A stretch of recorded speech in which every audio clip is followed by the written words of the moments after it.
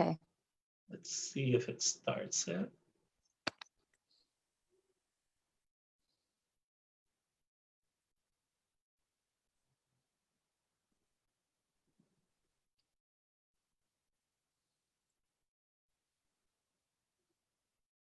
So I believe we're live.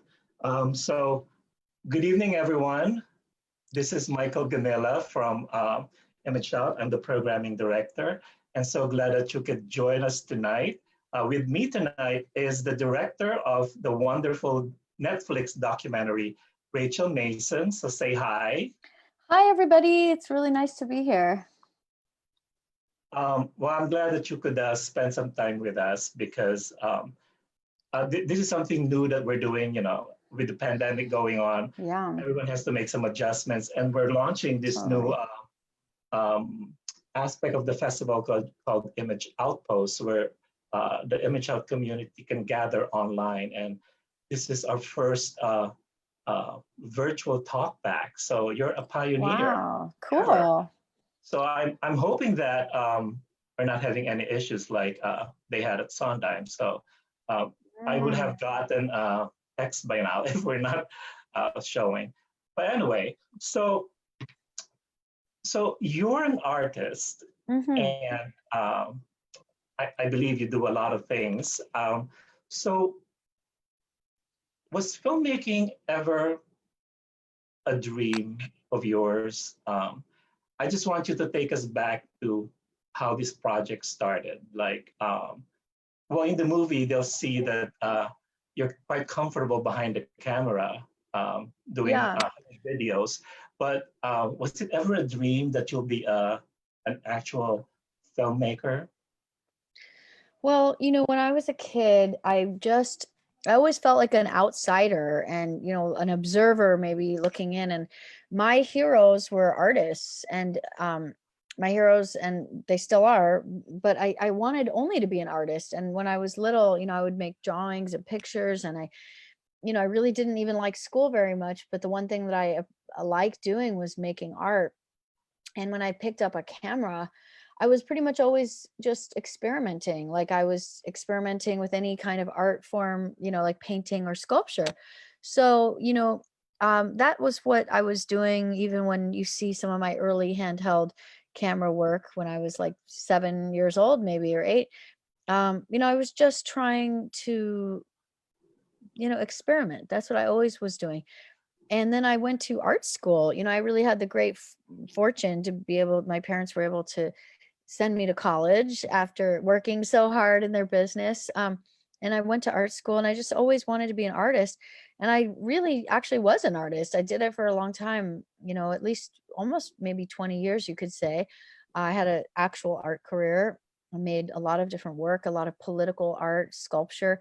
And whenever I would make something that was video related or film related, it would exist in that world as video art.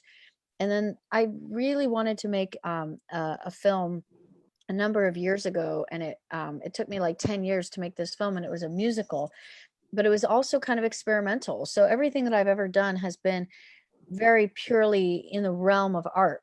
This was the first time I made something that was mainstream, and I knew I had to tell the story, and I knew I really wanted to work with people that knew how to help me tell it.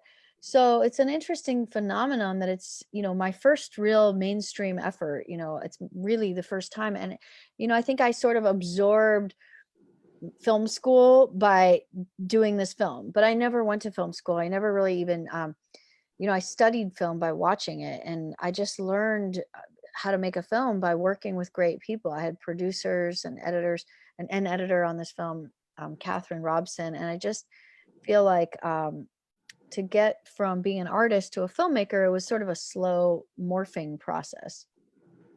Well, I'm catching some of the chats that's going on Facebook, and they're all saying how much they loved your film. So great. Kudos to you.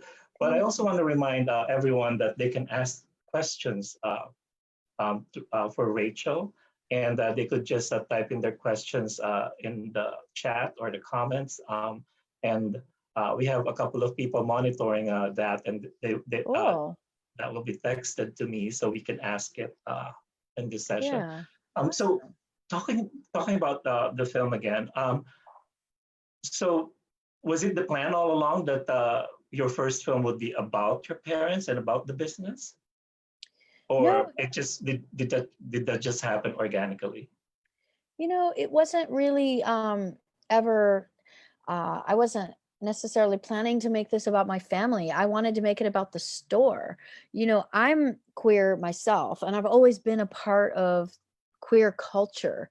Depending on who I was dating, it didn't matter, male or female. I'm bisexual, and I just Yeah, felt this sense that that store is so important to me. I just loved that store, and all my friends loved it, and it was really there for the community, and it was also there for artists. And I just wanted to make the film about the store, and I wanted to make it about, you know, gay pornography, because I actually really understood that nobody really realized that connection.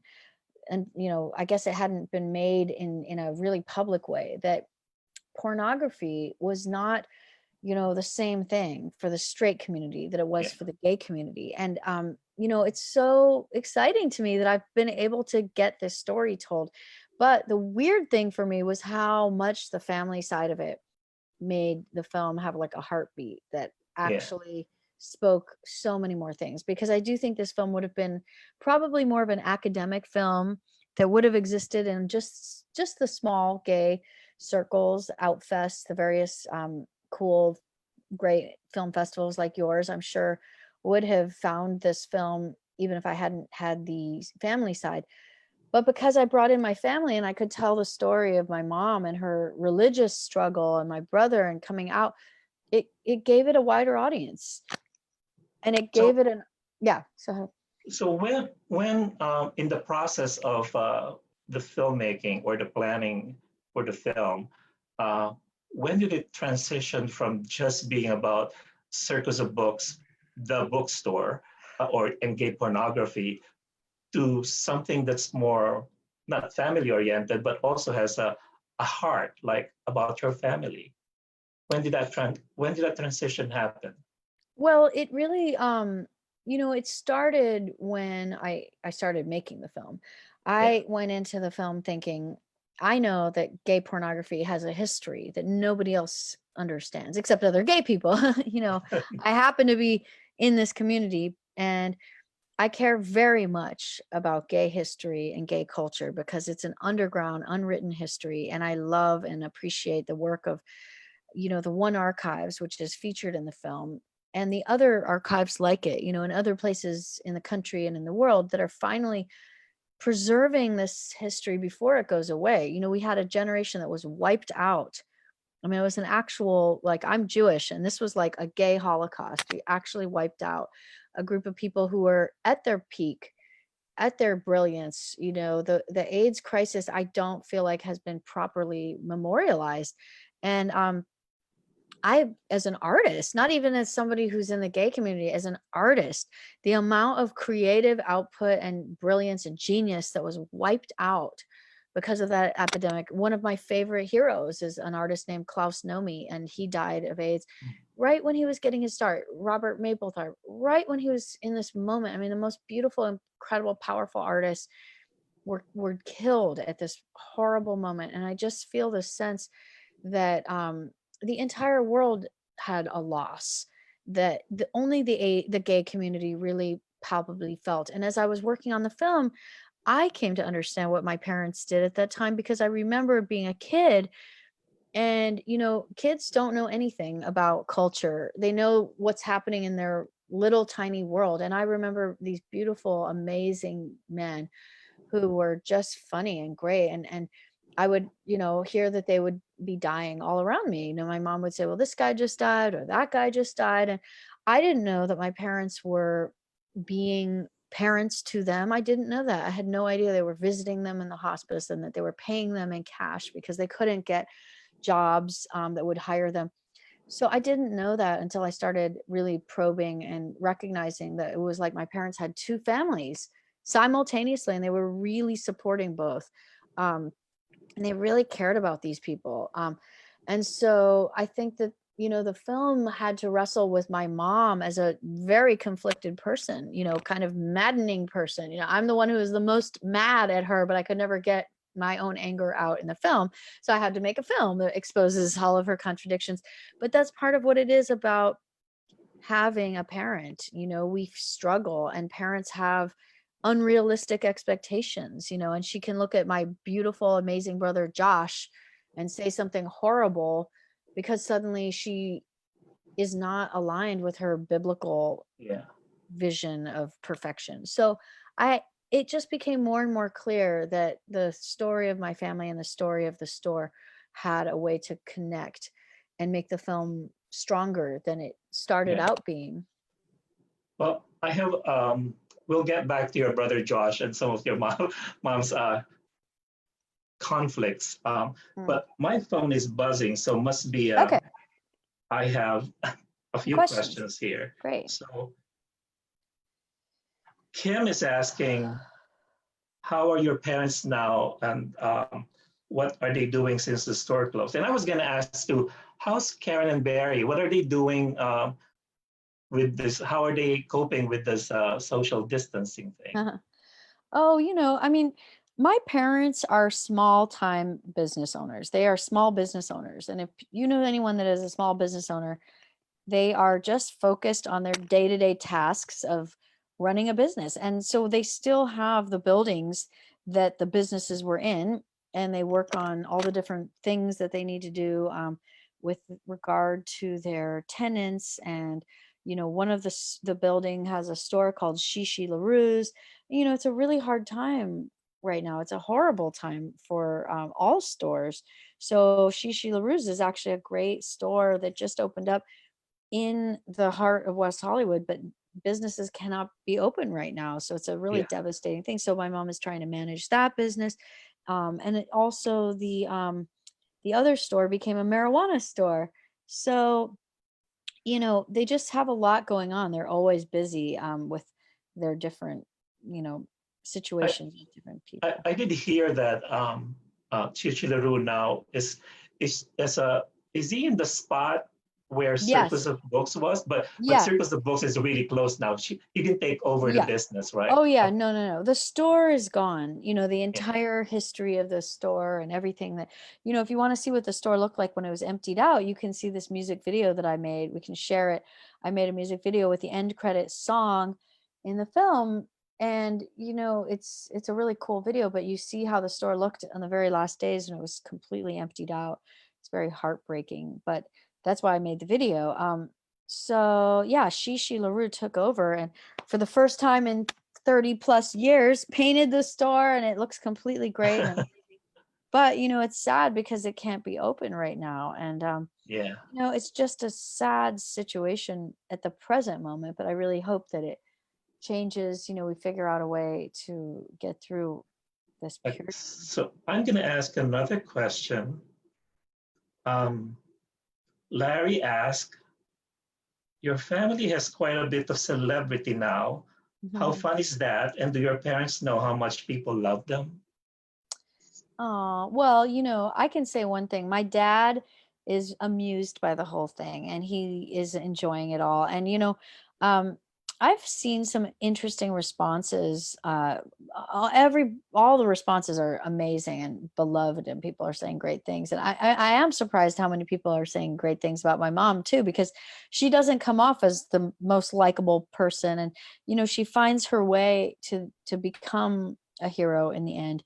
But I think my dad is like the dad everyone wished they had, and I think my dad was always really a caring person, and he cared for his employees, he cared for the tenants. And and I think my mom, as you see with me, she is a tough love kind of mother. She's like hard, she's hardcore, she's not easy to get along with. And and yet she's accomplished a lot. The store would not even exist if it wasn't for her. Really, you can see her as like the beating pulse of the store.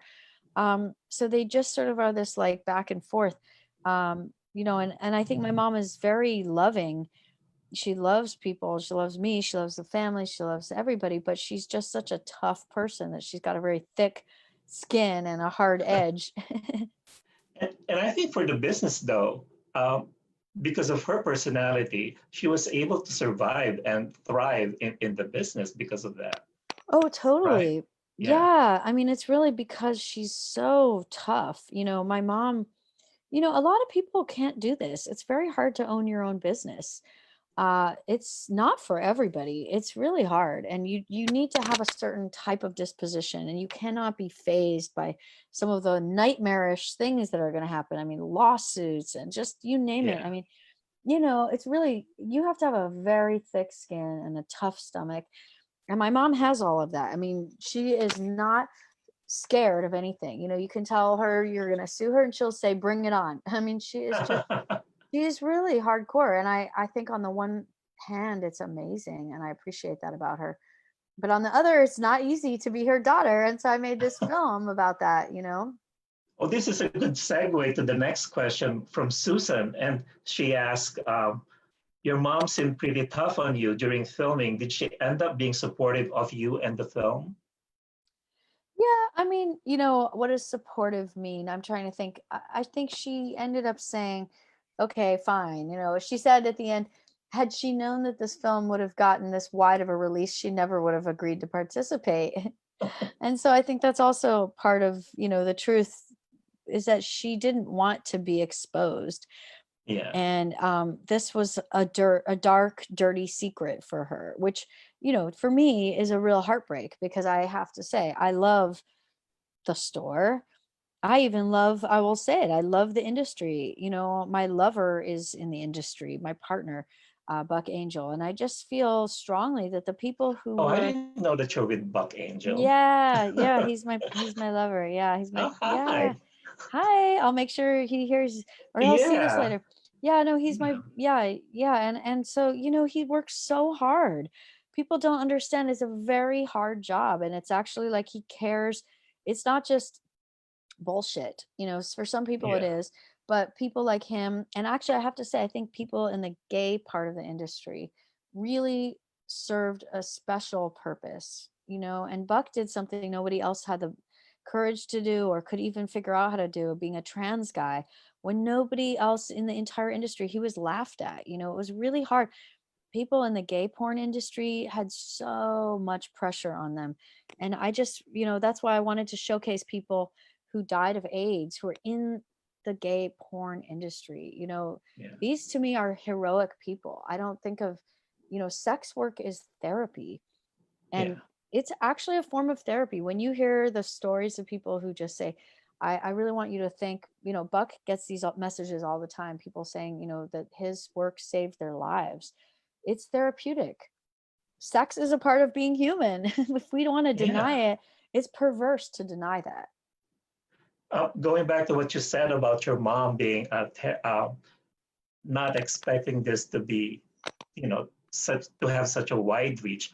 Because I also met her at the Frame Oh Line in San yeah. Francisco when I met you, and I put two and two together. It's like, oh my God, you're the filmmaker. Because at the Yeah, time, no one has really seen the film yet, right. and so I was asking her, it's like, how is she feeling about this? And she's here in the middle of this gay party, and she's quite amused about it. And then she did tell me her concern about, oh my God, I hope no one watches this. It's like, girl, you're gonna be on Netflix. Everyone will be watching this film. And this was way back in June uh, when Yeah. it hasn't really started its run. So I was gonna ask you, how is she doing now that it's on Netflix, and it's readily available to a lot of her friends, friends from the synagogue and her circle, and have they seen it? I think it's the hardest thing for her, actually, is her Jewish community. I think that's a very hard thing, because I think my mom spent so many years worrying about what the Jewish community was going to say. And, I think not just the Jewish community, but people in her circle, the kind of like middle class, you know, um, kind of like aspirational, like baby boomer types that she was surrounded by. They had a judgment that she assumed they had a judgment, and she would hear that judgment. And it's true, there is a judgment. But there's also a side of the community that is in a totally different space now about porn. She doesn't like to use the word porn. It's adult entertainment, and that's fine. But it's like her expectation of what other people would judge her was even worse than the judgment itself. So, I'm not denying that there are a lot of people out there that will judge this movie and will judge her and will judge my parents and continue to judge people in the adult industry and continue to judge gay people flat out. I mean, we can't deny we have a very strong right wing homophobic contingency in our world, and it's difficult. It's not easy. And there's countries that won't get this film. Mhm. We are in a very delicate place. So I think on some level she's right, but on another level there's also really the reality, which is that this film is on Netflix because Netflix people did not say no to it. They did not say, "Oh, well, our audiences can't handle that level of gay and sex." And Netflix executives who are mostly straight said, "You know what? There's an audience for this. The mainstream world can accept this because it shows enough of multiple sides of the story that it's actually able to do some work here. Maybe it will expose people to the reality of what it's like to work in the sex industry and what it might have been like to come out as a young gay person."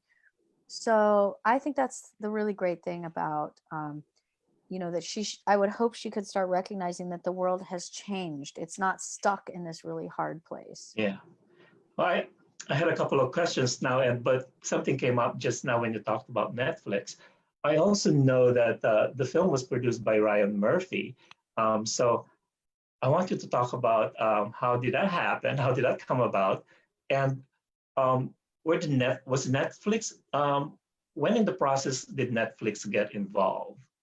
Um, Well, so, I had almost finished the rough cut, and then my sales agent, Josh Braun, showed the film to Ryan Murphy, and it just hit at this really amazing moment when, it was just like all of the things that needed to come together sort of came together. And I cannot I don't know. I don't know how all the magic of that, like the timing and Ryan loving it, but Ryan really just flat out told me he loved the movie and that he understood the movie and he understood the store. And it meant so much to me to hear that because he's Ryan Murphy and he doesn't have to say anything to anybody. But at the same time, he said that he liked my voice and he liked my voice as a filmmaker and he felt like I had a really strong powerful female that I was a powerful female filmmaker. And I was like, wow, in the middle of where I was just trying to finish the film. I didn't have the wherewithal to come up for air and absorb what that would do for this film and what it would do for my career. I just was like, cool. Okay, that's great. Thank you. I got to finish this film. It's due in 3 days at Tribeca, and I just kept moving right ahead, moving right ahead. But it was like all the things that this film and any film needs is to basically have like this loving godfather take over and hand you into the right special place with the right amount of love and care that helps your film do so well. So I really got that. And I don't take it for granted. I feel very fortunate.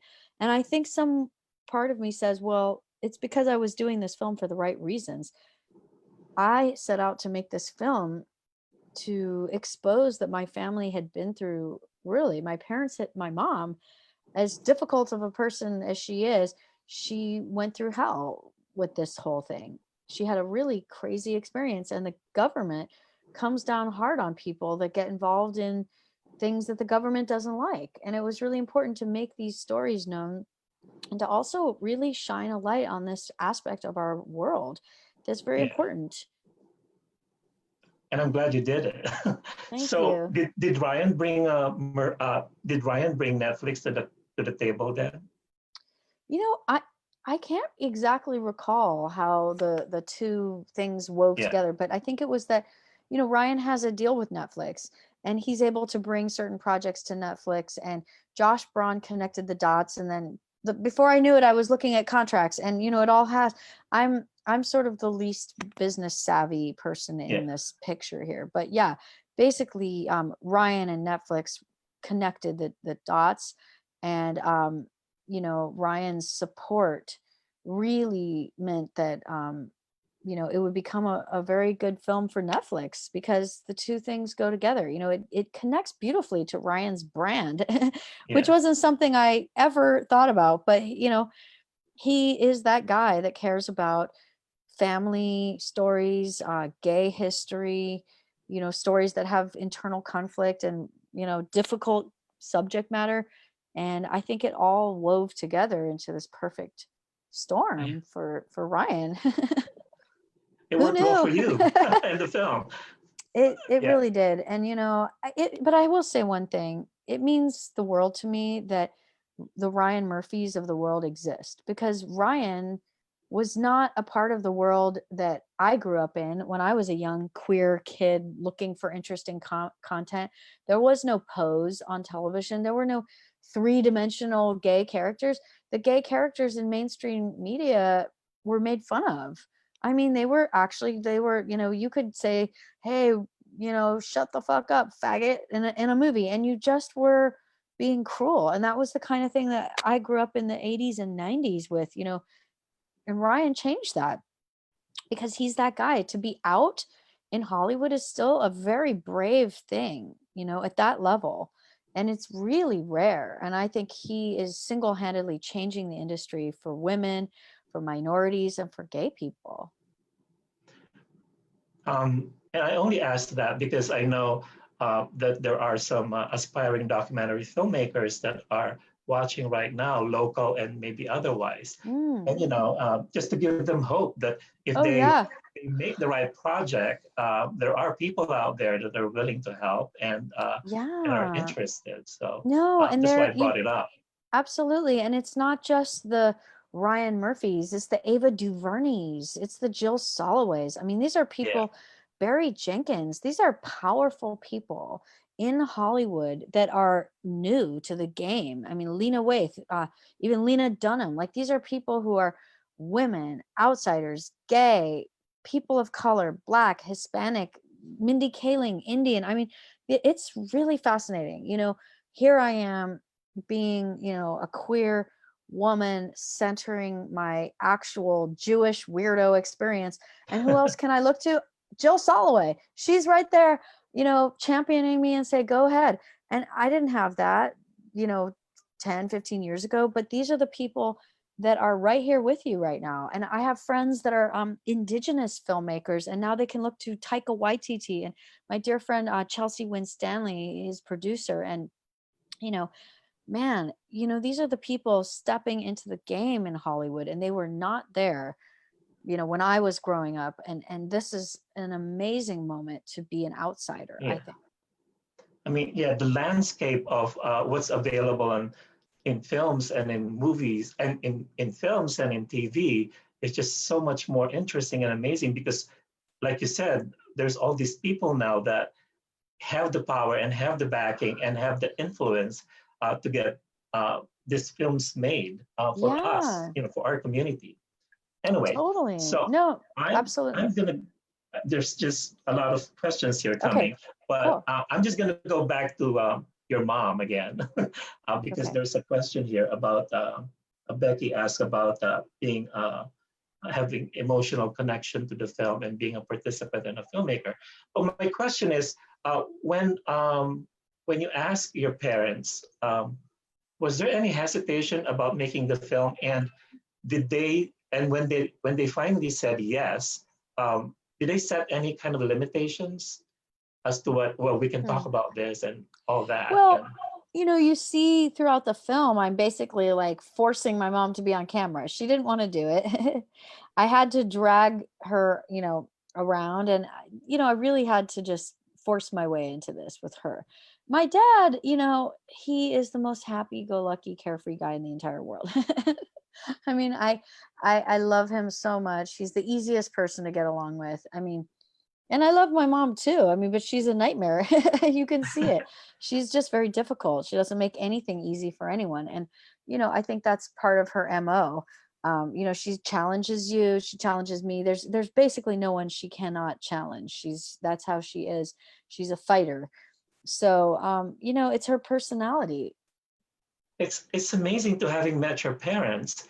It's amazing how they're so they're exactly what we saw in the film Yeah. is exactly how they are in person. I mean, your dad has the same smile and laugh and demeanor, as we were going around the party, and your mom was the same way. I was, I guess, I was lucky to get to spend some time with them. Yeah, no, Um, I think that's something that happens when you are maybe their age, is that you become really burned in. Your personality is formed. They yeah. are totally who they are. And it was, we were on a stage in the Hamptons with Alec Baldwin, and I thought, oh my God, oh, what's somebody who's that famous gonna be like? I mean, I love his SNL Donald Trump sketches, and I just was like kind of panicked. But at the same time, I'm like, oh my God, there is nothing Alec Baldwin will say that will even phase my mom for a second. And sure enough, he just went back and forth, and it was really fun, and it was great. And I actually think my mom is amazing because, you know, unlike other people that might be like, Alec Baldwin, she doesn't care. He could be, the guy, she could be he could be anyone. And I think that's actually what's really great about being the hardcore person that you are at a certain age. I still can be intimidated by people. My mom, there's nobody that can intimidate her. It's really, which is a great thing. It's very refreshing. um, so going back to the film, how old were you really when you understood what the business was about? I mean, you probably knew that you owned a bookstore and that was what your parents were running, but at what age did you actually understand what the story is about? Well, in the film, it's really like high school. I don't remember if I was 14 or 15, but early on in high school, I gravitated towards the weirdo kids, the artists, the queer kids, I don't even think we said LGBT at that time. And I don't even think we said gay. We were all just the weirdos. And we all were gay, but, gay just meant everybody that was willing to do something other than straight, I guess. And, they were in love with that store, and they made trips to the store from the valley, which in LA is like a 45-minute drive. And so they would tell me about it. And then I ended up going to the store with them. And when they told me, Rachel, that store is a porn store, I was like kind of shocked. And I think I told my parents, like, is this a porn store? Of course, my mom's like, no, of course not. We have half of the store is actually just regular material. And, yes, there's an over 18 section, but you don't ever have to go in there. And, the way that she somehow managed to um, keep it compartmentalized, she did the same thing in high school. And the more I got to understand the business and the more I got to know what they were doing, that's when it was just really shocking to me because my mom is such a contradiction. And Yeah. it's not about my dad, although he is half of the business. And when people say, well, how did a couple that was not supportive of their own kids have that store? Well, I'll say two things. My dad is completely supportive. My dad is actually the real ally and a total real supporter. And my mom was an ally, but she just happened to be homophobic internally to her own kids. And actually, though, I will say this, I never had any problem with my parents. And I do think that Josh, my brother, is the central story arc for a reason. My mom had a horrible reaction to him coming out. And it could be because he's a male and she had just watched all these young men just like him die right in front of her, all of them. And here he is, a boy the same exact age saying, I'm gay. In her mind, connecting the dots to the AIDS epidemic is just like boom, boom, wow. And when she said, I think God must be punishing me, there's also this idea that he was supposed to be the perfect child. I was the rebel and I was an outsider and I was the artist. If I was gay, it would be like, okay, well, what else is new? Whereas Josh, he was the golden child and he really was like an absolutely perfect child. And Josh, my mom wanted him to be the perfect child. And gay is not perfect to her, or at least it wasn't at that time. So which leads me to my next question, because that's probably the most uh, intriguing part or controversial part for a lot of people that watched the film was Yeah, the reaction of your mom uh, to Josh coming out. totally. Um, and I was just, and and a lot of people have commented, "Oh my God, I love the dad, but the mom is such a contradiction. Why would she hate the kid?" Um, how long was that process of her adjusting to the fact that her son is gay, and how long did it take her to accept him? Was it a long process? I wasn't sure if it was, she got over it real quick. Because You know, obviously she's very involved now in the gay community and loves the gay community. So I was just wondering how long that process was for her. Her you personal know, journey, I guess, yeah, I'm trying to with think. regards to her brother. Well, I think it was a couple of years of her struggling with it, but I also think that it was just, you know, for her to really, really, really change and into the activist that she became. For sure. I want to say it loud and clear. That moment that my mom condemned Josh and had this whole thing, that's a horrific, awful, tragic moment in the whole film. And it's, you can look at her and say, well, that's unforgivable. Fuck you. How would you ever be able to say that to your child? And I do feel that way. And I did feel that way. And of course, I'm the silent filmmaker who can, my job is just to watch it and let it unfold. But my mom became an activist. Gay marriage, 2008, when there was this whole thing, my mom was out there protesting on a daily basis. She became an activist where on Wednesdays to this day, I cannot even go and do anything at my parents' house because they are there doing PFLAG meetings where she will go and hold the hands of somebody who is a parent that is not accepting their child and say, how can I help you? What do you need from me? My mom is such an activist that, when people say that now, like, well, Karen Mason, how can you deal with her? She's so terrible. It's like, she was totally terrible. And that's important for you to see. You can be terrible and come around and change. And my mom has done penance and she continues to do it. And that's actually what makes her the best possible activist. And she can talk to those hardline evangelicals and say, I know, I agreed with you. At one point, I felt the same way, that God was punishing me and that I read the Bible in the same way and that this is a sin. And that's really the thing that I think my mom can do as an activist now, that few activists can do. Somebody like me who's been waving the freak flag and dancing around with drag queens is not as powerful of a messenger as somebody like my mom. Um, and her activism, did that happen right away after she's accepted your brother, or was that later? No, it took a while, and it took a while, like, I won't say it took ages. It took about a year or so, and then she really fell hard into the activism. And I think the kind of work that she did, as an activist really is very powerful work. I think it can't be underestimated that to do PFLAG, to be a part of PFLAG is just an absolutely awesome kind of activism because, like my partner, his parents, had to endure him coming out as a lesbian and then coming out as trans. And, this was at a time when there was no place for anybody to, like, what do you do when your kid is all these things and that you are not from that? And they're Republicans. They're actually Trump supporting Republicans who, to this day, have embraced their child. And that is the real activism. I mean, really, we don't need to be sitting here quibbling with other people in the queer community, which is happening all the time. It's insane. The amount of infighting I see is so crazy when we actually still have people that just want to take away our right to adopt children. It's happening. Our right to get medication for transgender people to transition. Those rights are just getting taken away by people that are disgusted by us. So you want to keep fighting and attacking people, like me or you or Buck Angel, it doesn't matter. That's going to be what destroys this little tiny foothold that we have. And the people that came before us fought so hard just to get here. So, yeah, that's a point I had Um, to make. well, yes. Speaking of Bach, how did your mom react when she found out you're dating him? She loves him. Oh my God. My parents She actually, must know. She must know about him, right?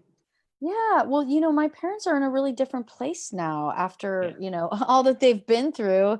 And I mean, I think she would have loved him 20 years ago too. I mean, he's just, first off, she wants, my mom has come to a point where her biggest thing in life is that her kids are happy because PFLAG taught her that. You know what? It doesn't matter that you want your child to be straight and married and, you know, whatever it is. Her biggest thing was she used to want me to marry someone Jewish. Like, if you don't marry someone Jewish, it'll break my heart. So I've never dated anyone Jewish, for the record. So I It sounds like managed. most Jewish mothers, though, right? Oh my God, yeah, and I've had, I have friends who are like on every end of the spectrum. Their parents, I have friends who are Chinese who, if their kid doesn't marry another Chinese person, it's just a nightmare. Well, like, what about being gay? Like, or it just goes on and on and on and on. Your parents can have these expectations. So by the time I'm 40 years old and 41 now, and they just want me to be happy. And they met him and they think he makes me happy. That's actually all they see. And he's a really great guy. And actually, in an amazing way, they can talk about the business together. And it's a cool thing that they can actually share that. I mean, whoever gets to say they're in the same business, they actually are just in the same business. So it's pretty cool. They understand it together. So in a way, you have to thank Josh for paving the way for you and making it easier for you down the line, right? You know, I do. It's weird though, because this is why I was crying in that scene, because I took it for granted that my parents were just lame. In my mind, I was like, I was the rebel. I did never even want to bother coming out because I just felt like, in a strange way, I'm not part of the gay agenda myself, as somebody who is, if there's an agenda to be had, the idea of like, you have to come out, you have to do these different things. I'm a nonconformist, even within nonconformist people, in the LGBT space. I've never been one to be pinned down. And so I always felt like I'm going to do whatever I want to do. And that's who I am. And I don't believe in the rules that we have in our society that need to govern us in the ways that, that's just who I am. So when I saw that Josh was really struggling like that and actually thought he would have to get a one-way ticket, and that here I was, this kid who was just a rebel and an artist, I realized, wow, I was not there for my little brother when he needed me. So that was very painful for me in that moment, because I love him more than just anyone in the world. He's my dearest, closest friend even, and I just care about him. So I had a recognition that, it's important to also show the world that when Josh said, well, Rachel, your world was too gay, I had to recognize that, what, maybe my world was too gay. What does gay even mean? Here I am with drag queens and waving my freak flag, and that's not what gay meant to him. He just wanted to have a quiet, normal life, not be a weirdo, not be an artist, not be a freak, not be on public display, and just, he liked other men. That's it. He is attracted to men, and that's it. It's a very simple equation. There's nothing freakish about it. And I think that's very important to show the world, that a lot of people think, oh, gays are these like freaky group of people. Actually, no, gays look just like my brother Josh. Oh, that's exactly what I wanted to say. Even when I was younger, I don't see, the gay representation that I see in media. I don't see myself as that, and so Mm, it's very difficult to reconcile that with how what you feel and what is being presented to you by society. So I think there's a lot of gay men.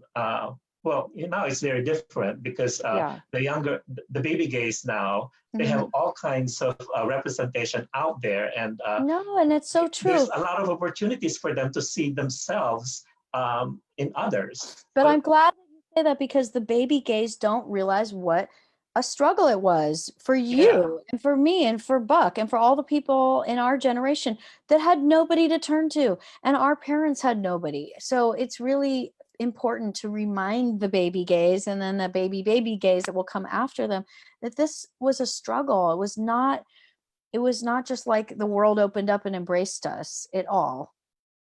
yeah, and that's the other side of the coin.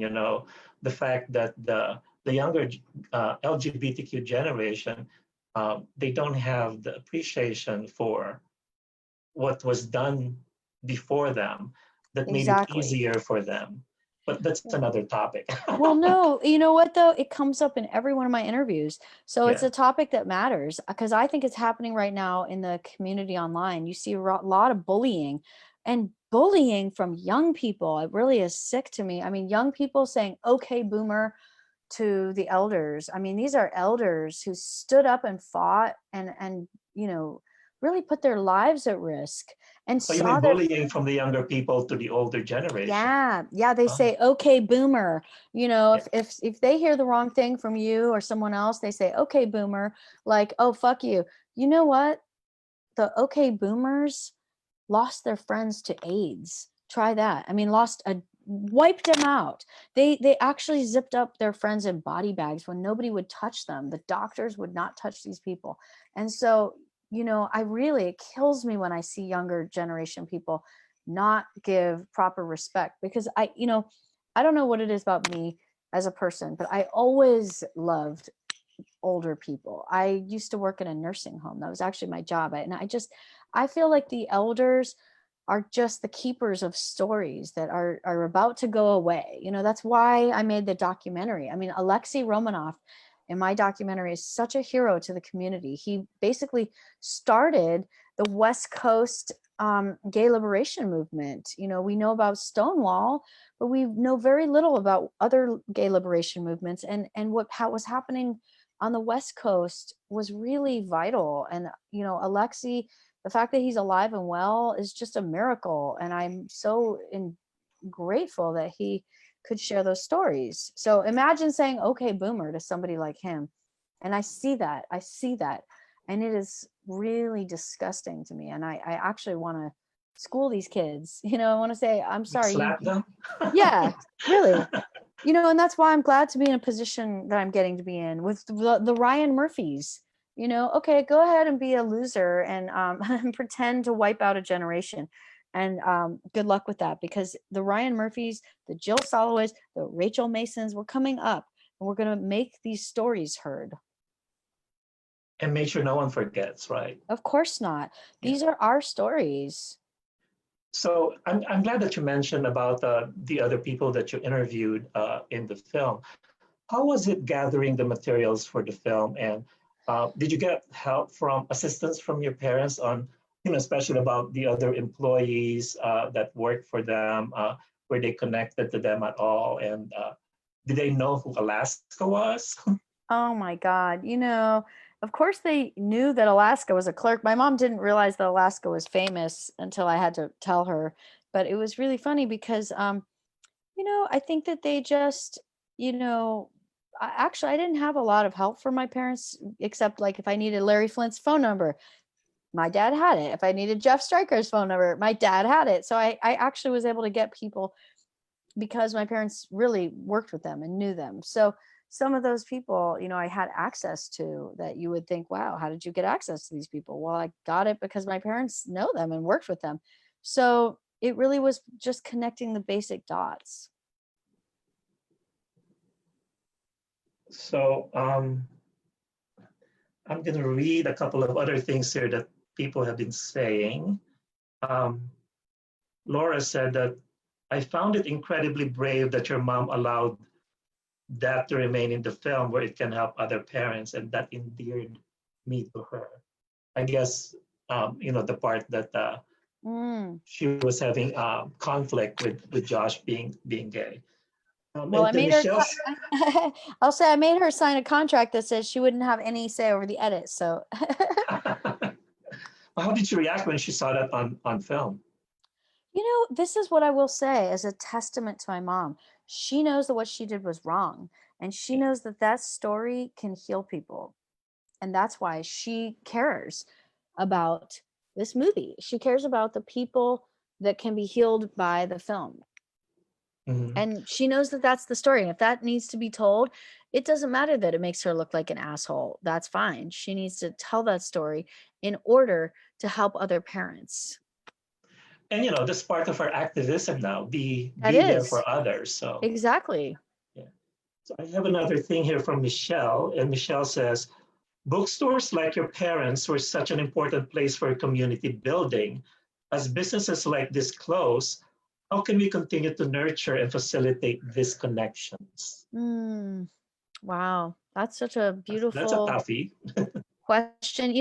I'll say this, I'm not an expert in these things, and I really am. I'm blown away that people are giving me this platform where they think I know the answers. And I just will say that is a question that needs to be voiced into the world so that the people who are out there doing these amazing running spaces, people, I worked in the art world for many years, and galleries often also are these community centers like that. And I think, I tried to have art shows in the store and I tried to do things, but I just think, if this movie raises that question, how can we do this? I think we should throw that question out there, post it on Facebook, get some replies. Let's see. I mean, I am actually just not an expert, and I'm not even, I'm ignorant.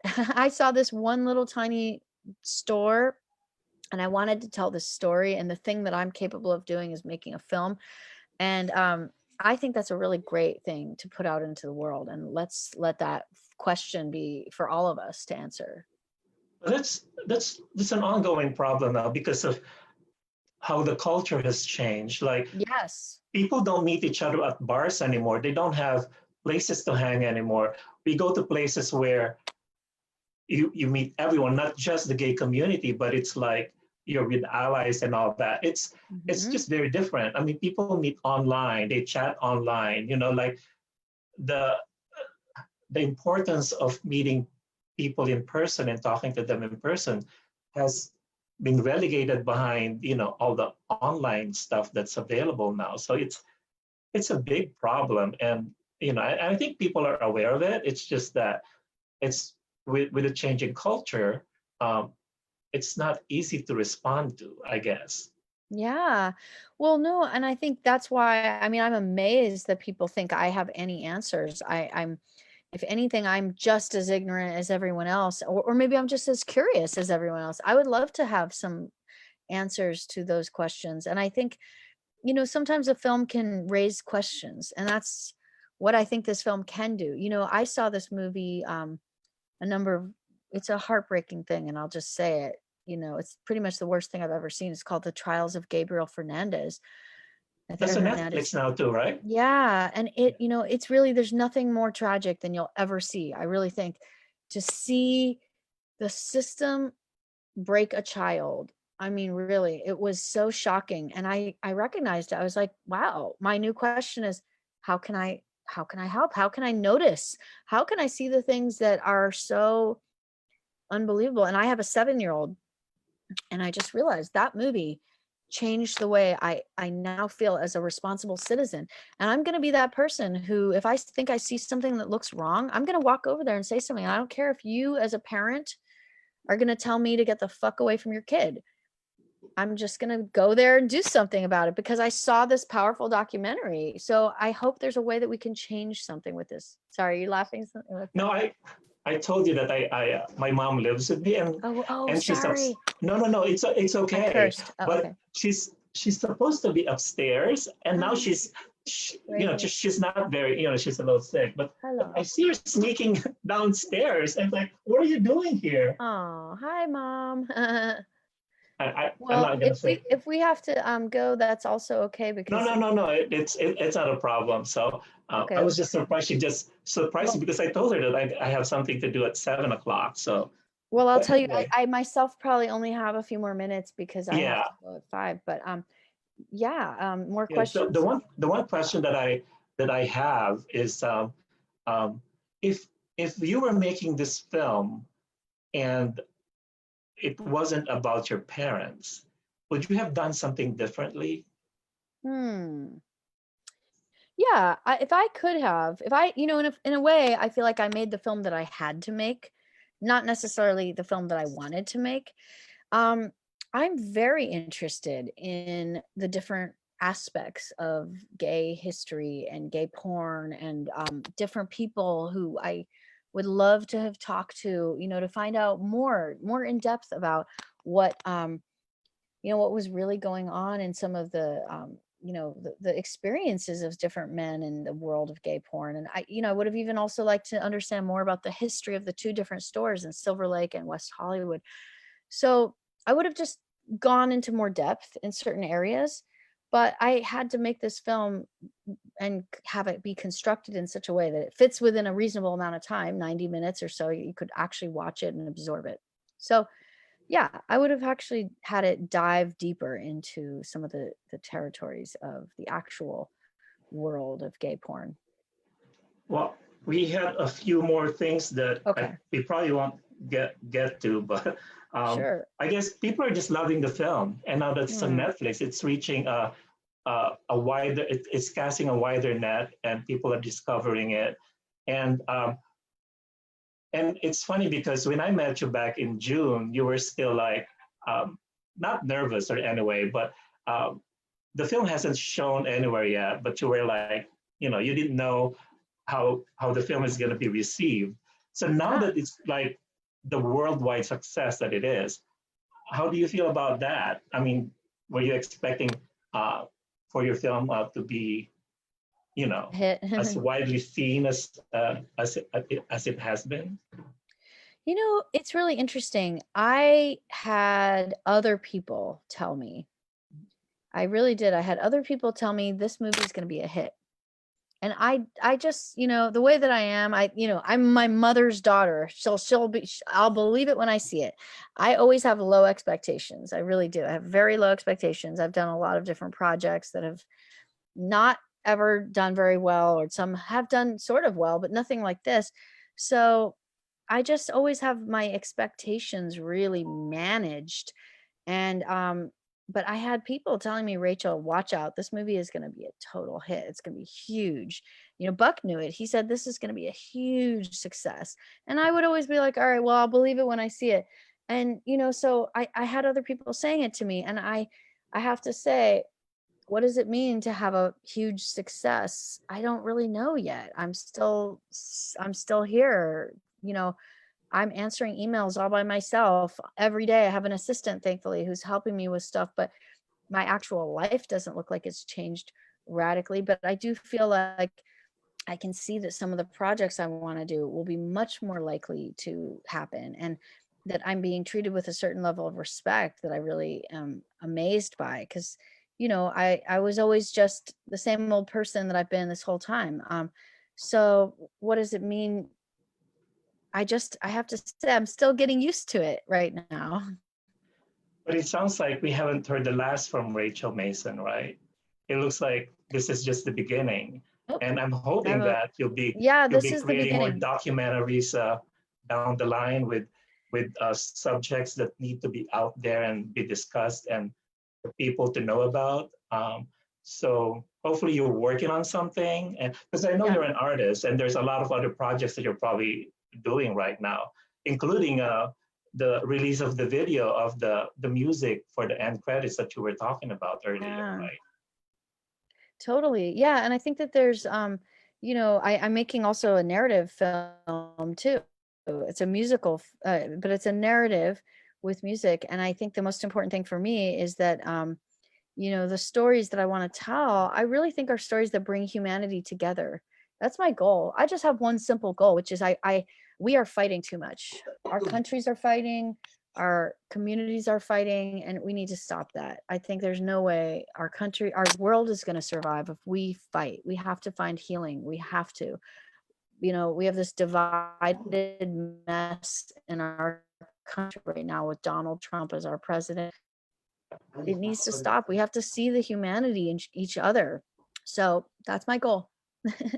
Well, thank you for spending this hour with All right. us and Thank for you. setting aside this time. Thank you. And thank you to Thank you. everyone who tuned in and watched this talk back with Rachel Mason. Again, Circus of And Books is now on thank you. Netflix. And if you haven't seen it, go watch And it, tell your friends about it. And yeah, it's a great film. please share and tell people. Yeah, it Yeah, really helps when you share the word about it. It really helps a lot. So thank yeah. you. All And right.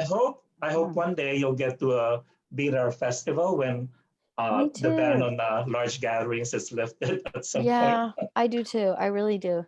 Okay, well, Yeah. thank you so much. All right. Bye. Yeah. Thank you and good night. Okay, Bye. good night.